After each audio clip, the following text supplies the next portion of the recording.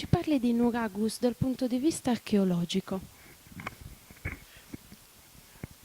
Parlare di Nuragus dal punto di vista archeologico è un lavoro faraonico, ma tenterei di essere velocissimo e molto breve, dicendo solamente che in un territorio alquanto limitato come estensione, si parla di 2000 ettari di terra all'incirca, abbiamo la presenza di ben 38 nuraghi, di cui 34 ancora visibili.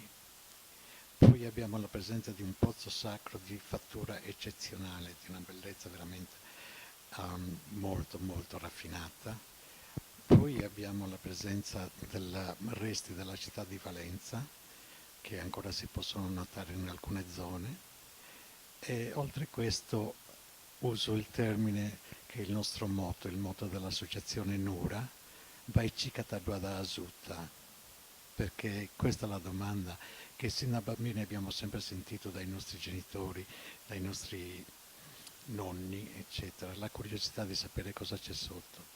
E questo è il compito di poter un giorno dire ecco cosa c'è a Nuragus. Adesso abbiamo soltanto la certezza di una presenza non indifferente, di un accentramento non indifferente della popolazione nuragica. Spetta a noi andarli a cercare e sicuramente li troveremo.